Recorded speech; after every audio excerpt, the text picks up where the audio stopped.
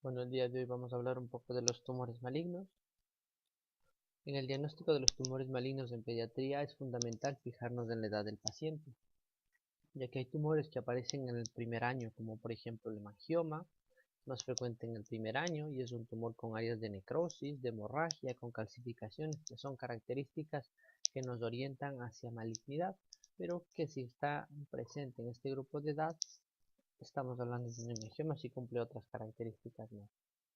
Por ejemplo, los hallazgos de laboratorio también hay que fijarnos, sobre todo en la alfa-fetoproteína, ya que la alfa-fetoproteína se eleva característicamente en el hepatoblastoma y en el hepatocarcinoma, de tal manera que nos estrecha mucho el diagnóstico. Y finalmente hay que fijarse en los hallazgos de imagen, que suelen ser un poco característicos.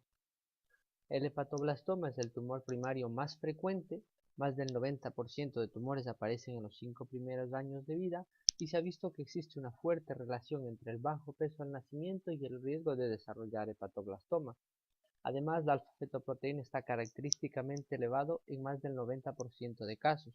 Existe algún subtipo histológico, sobre todo el subtipo mixto, que no puede elevar la alfa-fetoproteína. Por tanto, si tenemos una alfa-fetoproteína negativa, no podemos descartar un hepatoblastoma. La gonadotropina coriónica humana es otra hormona que puede estar elevada y se suele asociar a pubertad precoz. Existen varios tipos histológicos, los principales son el tipo epitelial, donde vamos a ver lesiones más homogéneas, y la forma mixta. Esta forma mixta tiene tendencia más a la necrosis, a la hemorragia y a las calcificaciones. Aquí tenemos los dos ejemplos. En las dos imágenes de arriba vemos la forma epitelial, en el cual vemos una lesión en fascia arterial que realza periféricamente, pero menos que el parénquima hepático. Y en la segunda imagen vemos un realce heterogéneo, pero siempre menos que el parénquima hepático. Abajo tenemos un ejemplo de la forma heterogénea, donde vemos una pieza quirúrgica, donde se aprecian varias áreas de necrosis, áreas de sangrado, que se correlacionan bien con la imagen del TAC. En la flecha curva nos está indicando calcificaciones. Adyacente a la zona de calcificación podemos ver un área de sangrado, y luego vemos que la masa realza de manera heterogénea, pero menos que el parénquima hepático. Otra característica del hepatoblastoma es que puede tener septos fibrosos. Estos septos fibrosos son hipointensos en T1 y en T2 y suelen realzar tras la administración de contraste, como se ve en la segunda imagen, señalado con la cabeza de flecha blanca y la flecha negra. El diagnóstico diferencial hay que plantearlo principalmente con el hemangioma. El hemangioma infantil es una lesión que suele realzar periféricamente, pero es hipervascular. Es hipervascular respecto al parénquima hepático y suele aparecer en el primer año de vida, y tampoco se asocia a la elevación de alfa-fetoproteína. Otro diagnóstico diferencial es el amartoma, el cual puede llegar a ser indistinguible, ya que es un tumor que puede ser sólido, que suele ser hipovascular respecto al parénquima hepático, pero no se asocia a la elevación de alfa-fetoproteína. Y en este tumor tampoco es frecuente ver zonas de necrosis, zonas de sangrado y áreas de calcificación. El pilar del tratamiento es la resección quirúrgica. Además es un tumor quimiosensible y en los casos irresecables se puede optar por el trasplante hepático. La supervivencia global está en alrededor del 70%. El carcinoma hepatocelular es el segundo tumor focal maligno más frecuente en infancia, asociado sobre todo a hepatopatía por virus de la hepatitis B o virus de la hepatitis C, aunque también se ha visto también en otras hepatopatías de base, por ejemplo, asociado al déficit de alfa-tripsina, asociado a 3 bilar primaria, o también asociado a la enfermedad de Wilson, es alfa-1 antitripsina. El hepatoblastoma y el hepatocarcinoma son los dos tumores que característicamente elevan la alfa-fetoproteína. El hepatoblastoma podemos tener formas focales, multifocales y difusas.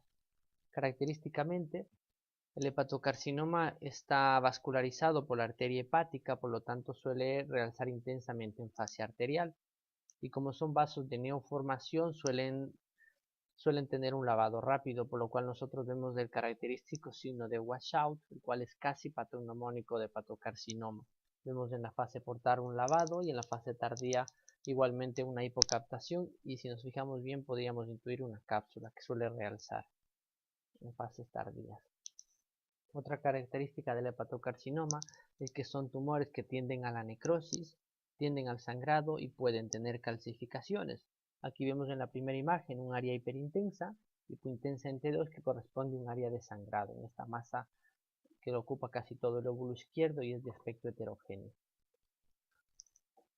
La forma difusa es una forma bastante rara de hepatocarcinoma que se caracteriza por tener una zona de transición bastante tenue entre el parénquima sano y el parénquima afectado. También es hipervascular en fase arterial y puede no lavar. Nosotros en la segunda imagen, en la fase portal, vemos que no hay lavado. El lavado sí es verdad que está presente en la mayoría de hepatocarcinomas, pero existe un porcentaje de alrededor del 10% que no puede tener lavado. Entonces, la ausencia de lavado no descarta que sea un hepatocarcinoma, como vemos en esta imagen. También tenemos que estar muy pendientes de la infiltración vascular, ya que el hepatocarcinoma, como el hepatoblastoma, suelen asociarse a infiltración vascular. En esta imagen vemos infiltración de la vena porta, vemos un trombo tumoral. Y el diagnóstico diferencial se plantea principalmente con lesiones hipervasculares, como el adenoma. Recordemos que es hipervascular, que también puede tener sangrado, también puede tener necrosis, también puede tener calcificaciones, pero el adenoma no lava, suele aparecer en el contexto de niñas que tienen enfermedades del almacenamiento del glucógeno o pacientes con ingesta de esteroides o anticonceptivos orales. Otro diagnóstico diferencial es la hiperplasia nodular focal, la cual característicamente tiene una cicatriz central que es hiperintensa en T2 y que suele realzar en fases tardías. Y el carcinoma fibrolamelar, que es una forma de carcinoma que asienta en hígado sano sin hepatopatía previa, que también es hipervascular, que también tiene lavado, pero que tiene una cicatriz central característica formada por tejido fibroso. Además, el carcinoma fibrolamelar no suele sangrar y no suele necrosarse, aunque sí suele calcificar la cicatriz central. La supervivencia es bastante pobre, entre el 10 y el 30%. El trasplante hepático es una alternativa, pero existe controversia debido a los resultados contradictorios que actualmente existen y es un tumor poco sensible a la quimioterapia. El carcinoma fibrolamelar se desarrolla en adolescentes y adultos jóvenes que no presentan hepatopatía de base.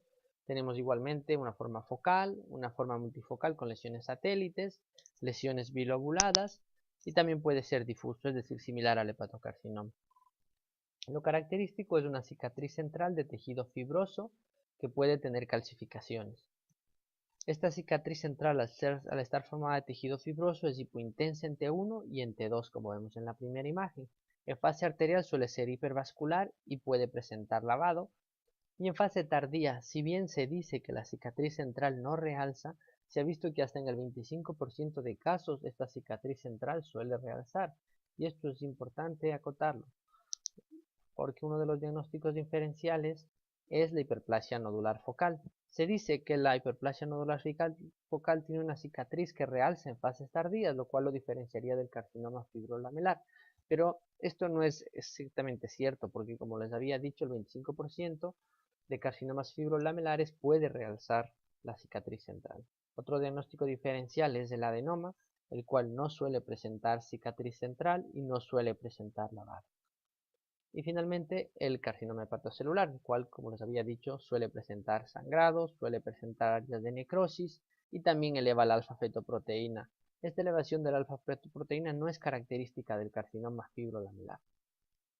En lo que respecta al tratamiento, pues igualmente se puede optar por la cirugía, la quimioterapia y el trasplante, al igual que el hepatocarcinoma, pero la supervivencia es bastante mala, incluso es similar al hepatocarcinoma, incluso en ausencia de hepatopatía de base.